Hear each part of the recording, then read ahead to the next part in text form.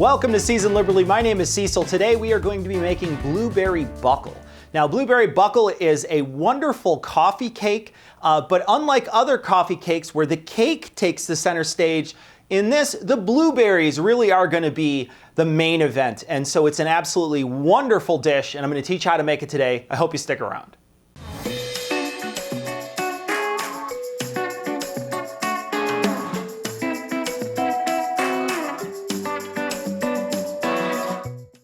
So I've set up most of my mise en place already. I've got all of the things I need measured out, and they're already set up. If you want this recipe, the recipe will be below in the description on this video. There'll be a PDF, a downloadable PDF for this. I will be talking about some amounts, but all the amounts and all the cooking times and things will all be in that recipe. It's always below.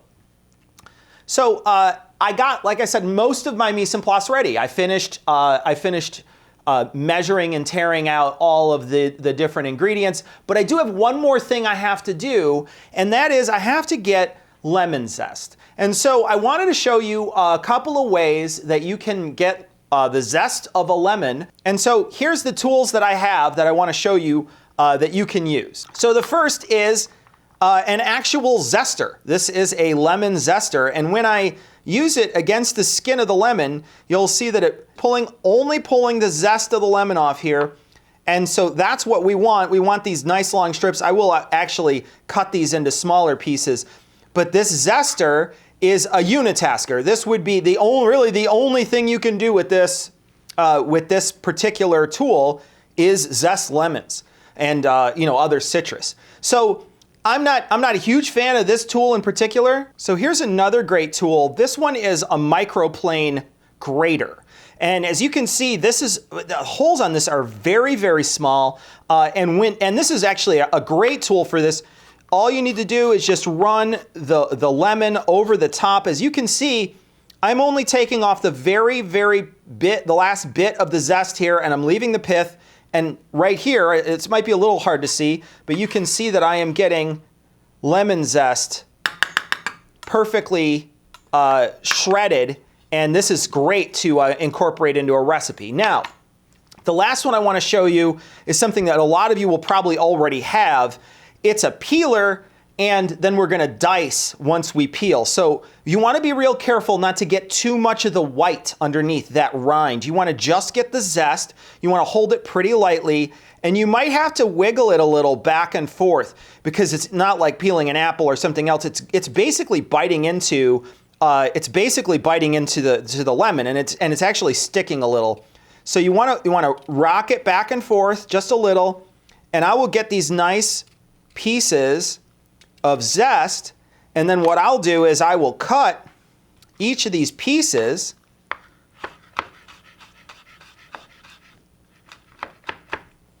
turn it sideways, and now I've got really nice zest that will incorporate directly into my recipe. This is also another pretty easy way to do it. Now, if you have a big kitchen and plenty of space, and you want to have a lemon zester or a fruit zester, that might be the tool for you.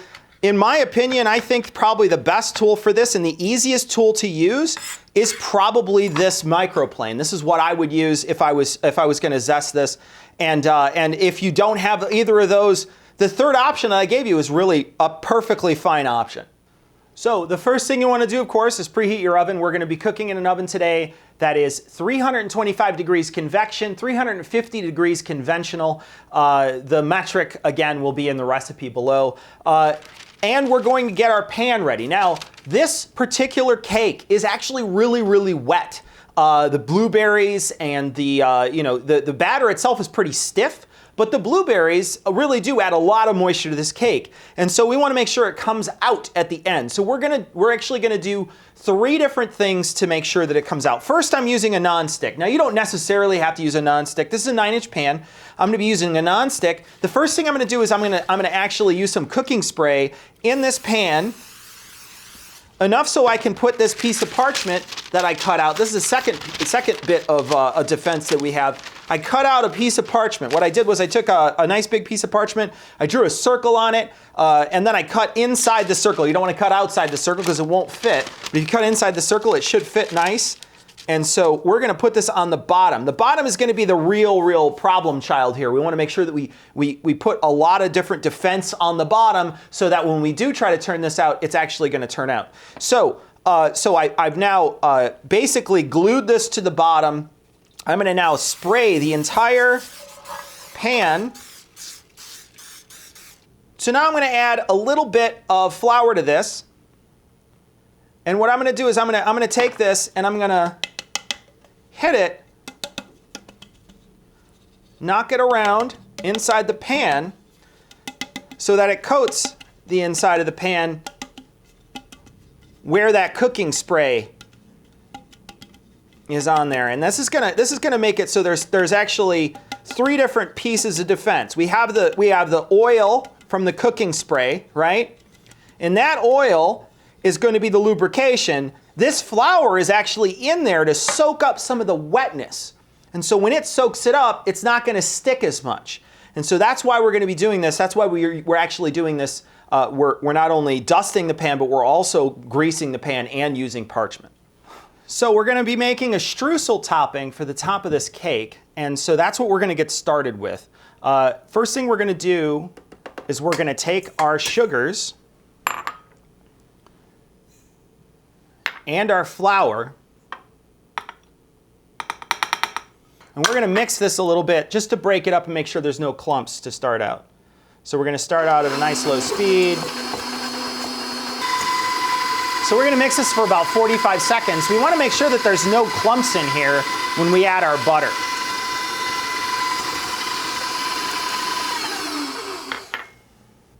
I'm going to add the cinnamon and the salt to this real quick, just at the very end of the mix, and mix this nice and slow to incorporate it.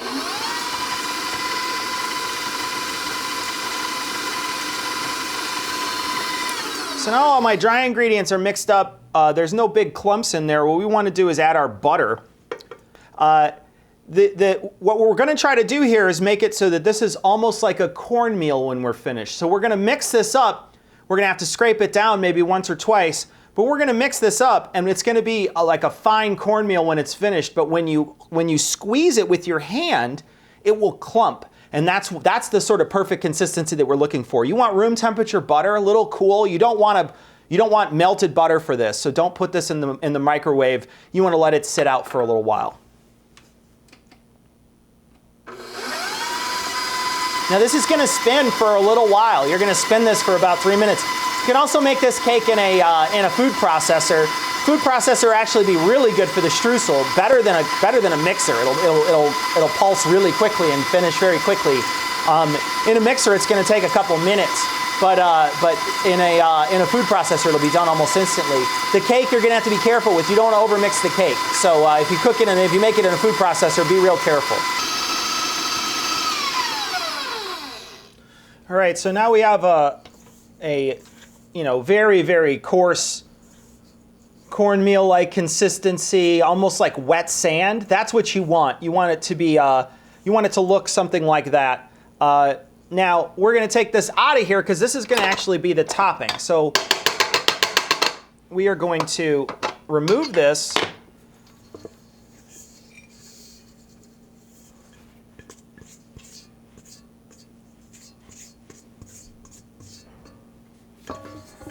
So really what we want with this is if we hold onto it and squeeze it, it turns into its own little clump. And then later we'll be breaking it apart, these clumps apart, and putting it on top of the final dish when we're ready, right before we're ready to bake it. And so that's the consistency that you want it to be. I'm going to leave this on the counter and I'm going to mix the rest of this now.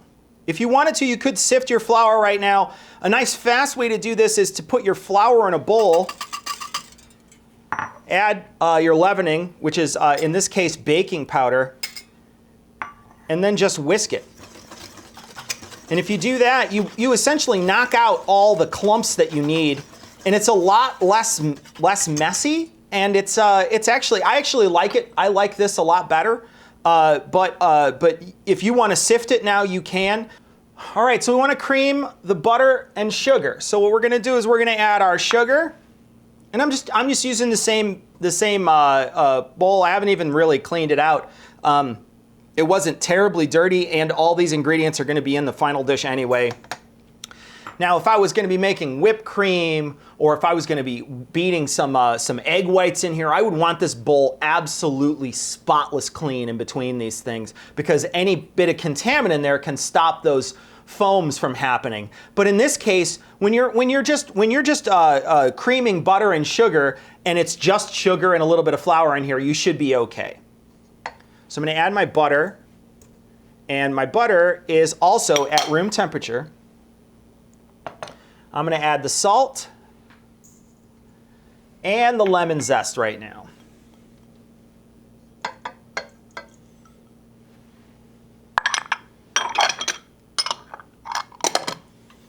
Bring this up, put it on low to start.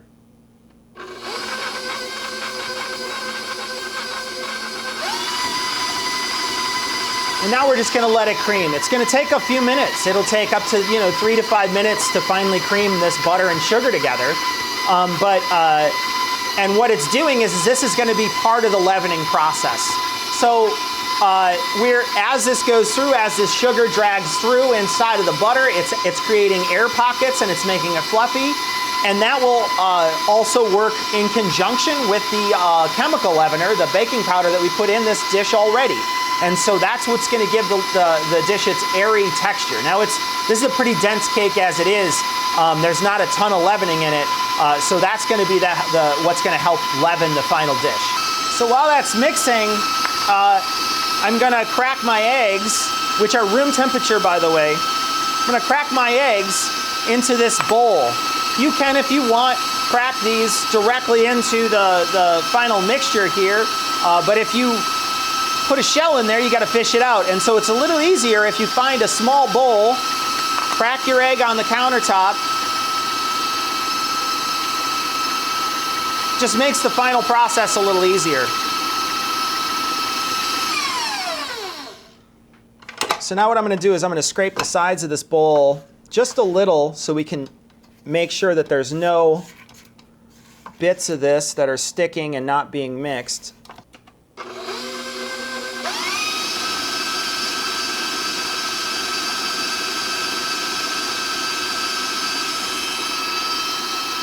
So there's not a ton of butter and flour in here, so it's not going to get super fluffy.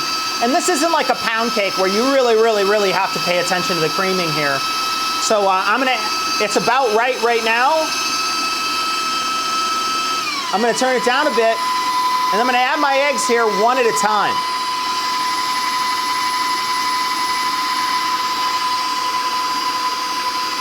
Now I don't want to add these and then add both of them. It might break.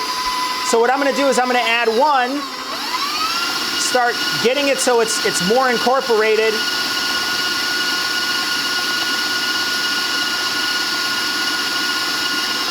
I'm going to scrape the bowl down, and then I'm going to whip it some more so that it's fully incorporated before I add the second egg. What I don't want to do is add too much and break the emulsion here. So it looks nice and smooth. I'm going to add my next bit. Second egg goes in.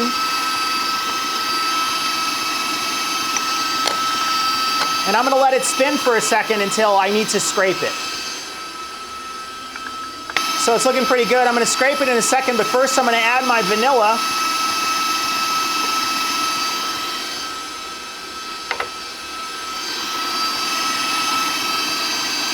All right, now we're going to scrape it down,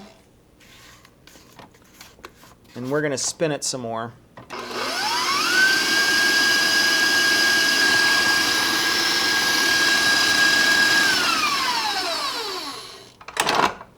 So we can see that there's a nice bit of air in here.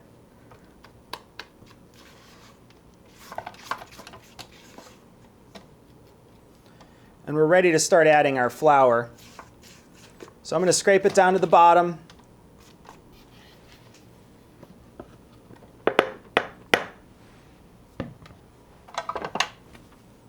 All right, so now in some recipes, they want you to add flour in stages. In this recipe, you don't have to do that. You can just add all the flour at one time.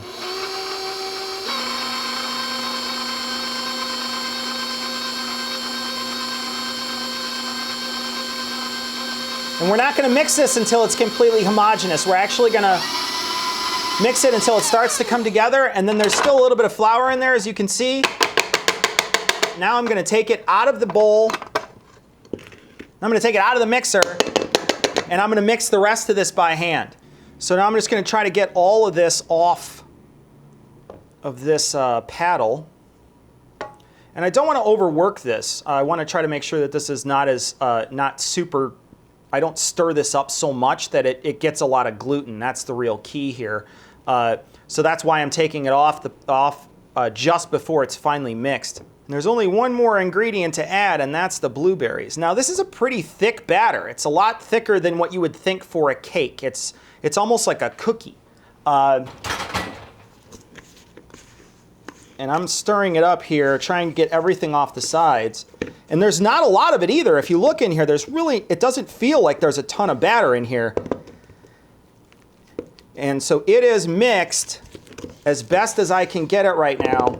Now what I'm going to do is I'm going to add the blueberries. Now this is 4 cups of blueberries, 20 ounces. Blueberries have been picked through and washed very well. You want to use fresh blueberries at room temperature. Frozen blueberries you will turn your batter blue and it will be wetter, because frozen blueberries, while they're probably going to be colder when you put them in there, and it's going to stiffen it up. So I would bring them up to room temperature, but those are naturally going to be wetter because when they freeze, the cell wall starts to break and they start like weeping when they come back to room temperature. And so they're going to be a lot wetter when you add them in, and so your final dish will be a little wetter in the end. So I'm going to add these blueberries and then I'm going to fold it, and then we have to take this and put it in this pan. So I'm going to try to fold it as best I can here. I'm trying not to break the blueberries. That's the real key here. I want to try to break up as much of this dough that I have in the bottom, and so it looks like the blueberries are really nice incorporated all throughout the dough. And while it didn't look like enough dough initially, it's covering each of the blueberries really nicely. And then what we're going to do is we're going to transfer this into this pan. And now it's not going to just basically fall perfectly in here. We're going to have to smash it down a little, but we're going to try to be gentle with it. So I'm just gently pushing it into the pan. I don't want to smash it too much. Once it starts cooking, it's going to melt a little bit and it's going to fill this pan up real nice. But as you can see, the main component in this, it's blueberries that's holding it together, essentially. And in the end, it's absolutely a wonderful cake. So now we have one more thing we need to do. We have to put our streusel topping on. And so that's what I'm going to do right now. I'm going to hold in my hand, I'm going to crunch it, and then I'm just going to start putting little pieces all over the top. Now you can do this as messy or as neat as you like. You want to make sure that it's clumped up into pieces. You don't want to just dump your streusel topping on top. You want to try to make sure that it's clumped up a little and that there's bigger chunks in there. As you can see, there's nice big chunks in here, and that's what you want in your final dish. So that's what it's going to look like. I'm going to wipe this edge just a touch so it's not burnt on the side. So I'm actually going to be using my toaster oven today. It uses a lot less energy and I don't have to heat up the whole kitchen when I do that. This is going to cook for about 50 minutes. You're going to put a toothpick in, pull it out. If it's clean, still be wet, but if it's clean, it's done.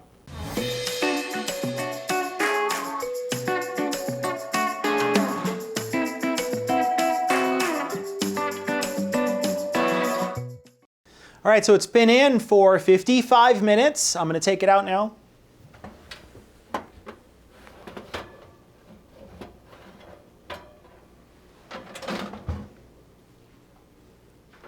Should have a nice golden brown top. Test it here. So as you can see, it's wet, but it is not, there's no cake on it, and that's what we want. Now what we're gonna do is we're gonna let this sit for 10 minutes on this trivet, and it's gonna cool, and then we're gonna actually unmold it after we're finished. So we're gonna let it sit now for 10 minutes. All right, so now we've got to turn this out. This is still warm to the touch. You can touch it, but it is still pretty warm. It's only been out for 10 minutes, but it's pulled away from the sides pretty much. I'm gonna run a spatula around the sides here to free it, and it should release pretty easily directly onto this plate. And so that's what I'm gonna do right now. I'm just gonna turn it over.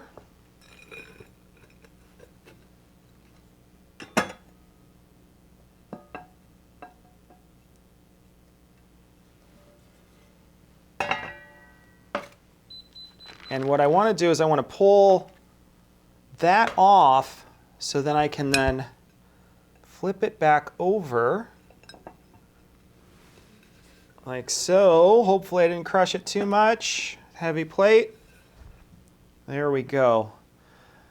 So this is going to cool like this. Again, we're going to let this sit for about an hour. We don't want to cut into this right away. It's still... all the liquid in there is still going to congeal a little, and that's what you want to happen. If I were to cut into this right now, as you can see from this here, it's still really wet in there. And so what we want to do is we want to make sure that this is going to sit for a good long time. Then we're going to cut into it and we're going to taste it a little later, but we're going to wait at least an hour before we finally cut into this.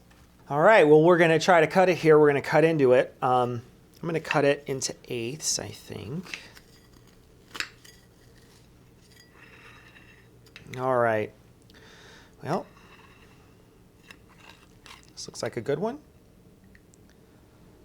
All right. Now, you can see how wet that is. That's a real nice moist cake, full of blueberries, just absolutely full of blueberries. We're gonna give it a shot. Now the top of this is really crunchy. And that's that streusel topping on top that we wound up squeezing into those little tiny pea-sized portions. We placed it all on top. It's very crunchy throughout, so that's going to give us a nice crunch. We got this, the blueberries and the cake are going to be a nice moist texture. So let me give it a taste here.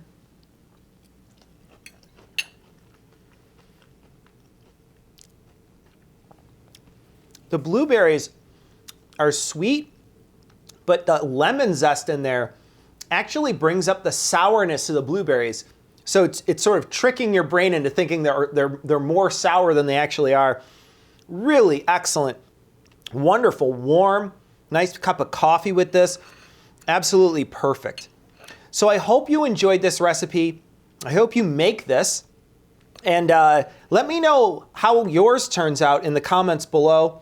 Or if you want to try out a different kind of coffee cake or a different kind of cake, breakfast cake, let me know in the comments and I'll see if I can put it in the schedule. Thanks so much for watching. Please like and subscribe below. Click that little bell so you get notifications and you can know when all my videos come out. Thanks for watching.